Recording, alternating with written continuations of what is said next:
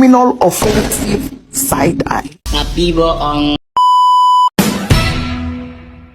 2, 3, 4. If you like it, then you should've put a ring on it. If you like it, then you should've put a ring on it. Don't be mad at what you see that he want it. Assalamualaikum warahmatullahi wabarakatuh. Assalamualaikum warahmatullahi wabarakatuh. Halo semuanya, Hai.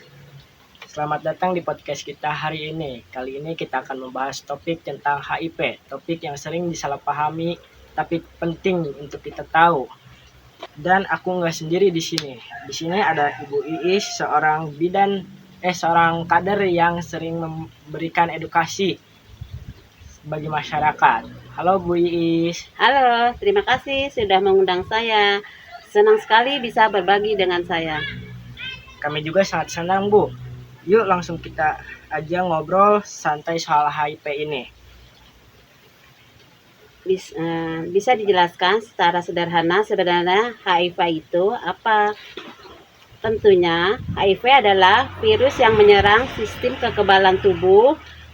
Jadi tubuh kita lebih rentan terhadap infeksi dan penyakit. Kalau nggak diobati, HIV bisa berkembang menjadi AIDS, yaitu tahapan akhir dari infeksi HIV. Berarti HIV itu nggak langsung bikin orang sakit parah ya Bu? Masih ada langkah pencegahannya ya? Betul. Dengan pengobatan yang rutin seperti obat ARV, orang dengan HIV bisa tetap sehat dan menjalani hidup normal seperti orang lainnya. Oke. Kita langsung pertanyaan kedua aja ya Bu ya.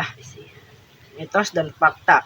Bu Iis, banyak banget mitos yang beredar soal HIV. Misalnya ada yang bilang HIV bisa menular lewat pelukan atau berbagi alat makan. Itu benar gak sih Bu? Itu salah besar.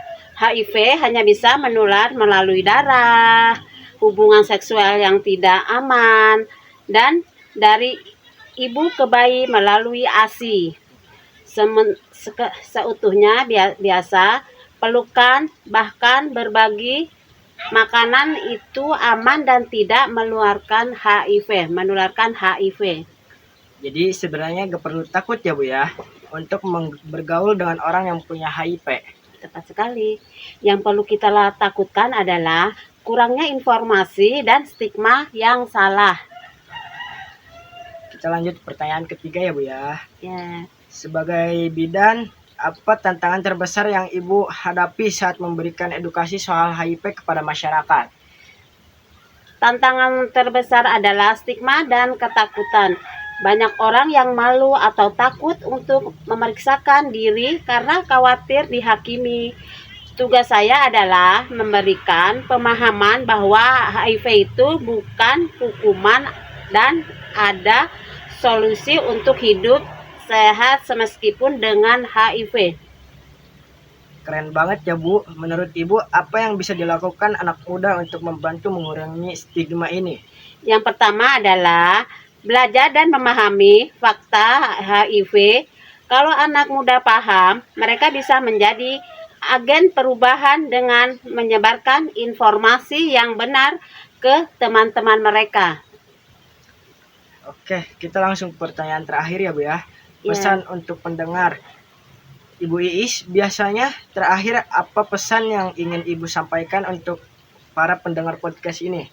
Pesan saya, jangan takut untuk mencari informasi yang benar tentang HIV. Mengetahui adalah kunci untuk melindungi diri dari orang-orang di sekitar kita. Dan yang paling penting, jangan pernah menghakimi atau menjauhi orang yang terkena HIV. Mereka butuh dukungan, bukan penghakiman. Wah, pesan yang luar biasa ya Bu Iis. Terima kasih banyak sudah berbagi di podcast hari ini. Sama-sama, semoga obrolan biasa bermanfaat untuk banyak orang. Amin. Sampai jumpa di Amin. episode selanjutnya. Yeay. Dadah. Assalamualaikum warahmatullahi wabarakatuh. Waalaikumsalam warahmatullahi wabarakatuh.